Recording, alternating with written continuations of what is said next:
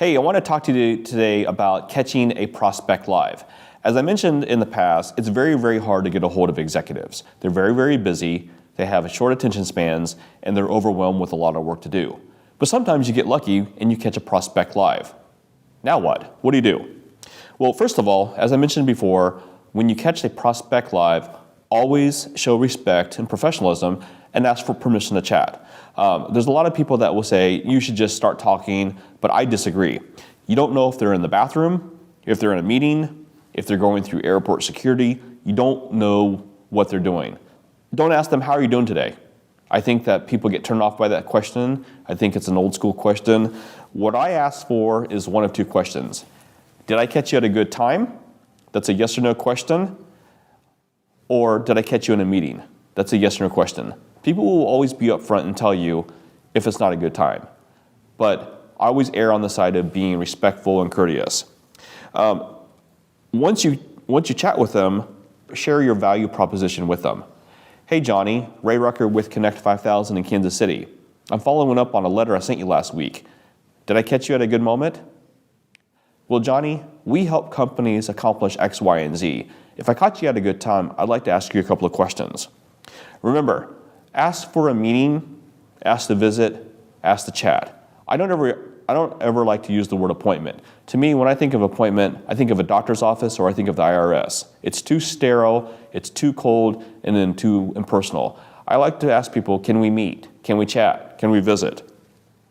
Frequency of calling them, as I mentioned before, I would never call them more than one time a week.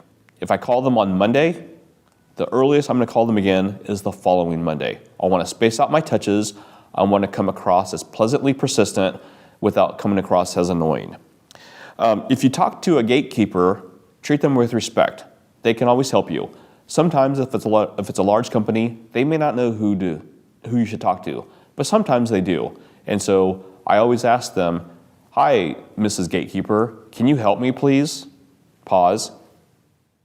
Who reports to your CEO that's responsible for blank? Or may I speak to so-and-so?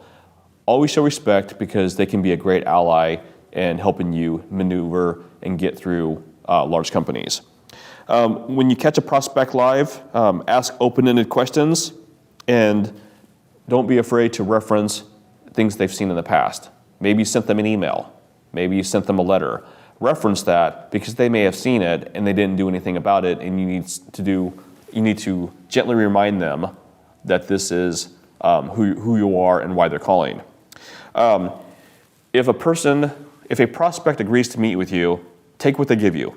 If they want to chat by phone, great. If they want to meet face-to-face, great. Get to first base. I live in Kansas City, as I mentioned. I have a current client of mine where we never met for the first year and a half. We always talked by phone. He was busy. He traveled a lot. And when we finally met, I kind of made a joke about it. So I said, hey, it only took me a year and a half to meet you in person. Take whatever the prospect will give to you. Another thing is when you talk to a prospect live, tell them quick stories. Tell them client success stories with metrics. Hey, Johnny, I helped a software company like yours increase their revenue by 12%. I don't know if I can help you, but I'd like to share with you what I did to see if it might be of interest to you. How does your calendar look over the next few years or a few weeks? The other thing I was going to say is don't overqualify your prospects. Your job is to get in the door, and you don't want your prospect to feel like they're being interrogated. Ask them a few questions, read the situation, and when in doubt, ask them a general question. Is such and such a current challenge in 2019? How so? Tell me more. How long has this been going on?